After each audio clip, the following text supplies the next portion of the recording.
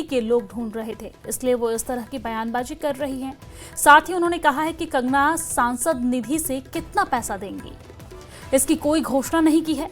कंगना केंद्र से मदद लेकर आए, हमारी सरकार ने कहां पैसा खर्च किया है उसके एक एक पैसे का हिसाब देंगे। इसके अलावा उन्होंने कहा है कि कंगना को मंत्री बनाना पीएम मोदी का अधिकार क्षेत्र है। अगर कंगना केंद्र में मंत्री बनना चाहती है तो मुख्यमंत्री की ओर से पीएम मोदी को चिट्ठी भेजी जाएगी, लेकिन इससे पहले वो नेता प्रतिपक्ष जयराम ठाकुर और बीजेपी के अन्य नेताओं से एनओसी ले ले।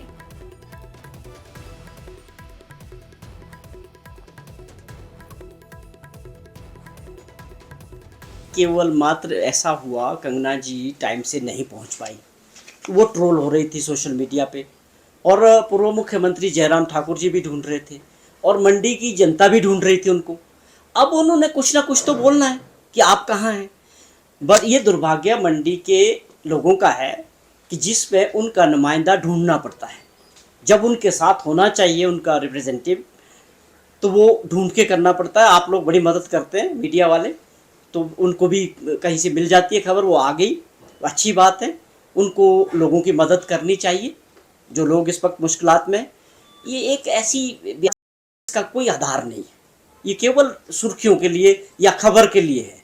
वास्तविकता ये है कि आप इतनी बड़ी सेलिब्रिटीज़ हैं और पार्टी की मेंबर ऑफ पार्लियामेंट हैं, आपके पास अपना 2 करोड़ रुपया हर साल आता है, या 5 करोड़ है मेरे ख्याल में एमपी नेट का। आपने कोई घोषणा नहीं की।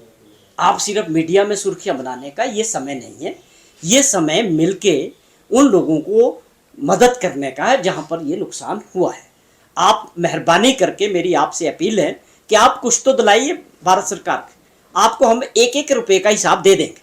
पहले आप एक काम कीजिए कि आप 500-700 हज़ार रुपया करोड़, जो 700 करोड़ का लॉस हुआ, ये हमें दिला दीजिए और मैं ये इंश्योर करता हूं कि आपको एक एक रुपये का हिसाब दे देंगे, बजाय आप सुर्खियां बटोरने के। आप सत्ता में हैं, भारत सरकार में हैं, और आपका ये फर्ज बनता है being MP of that area कि आप बजाय ये सरकार के ऊपर इस तरह की बयानबाजी करें।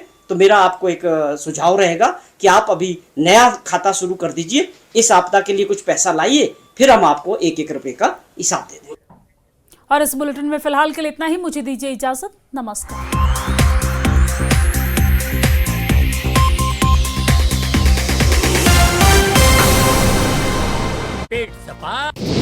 बाबा अमरनाथ यात्रा में श्रद्धालुओं की संख्या बढ़ी। लंगर पंडालों में कूलर और भोजन की बेहतर व्यवस्था की गई। प्रशासन और निजी व्यवसायी मिलकर यात्रा को सुविधाजनक बनाने में लगे हैं।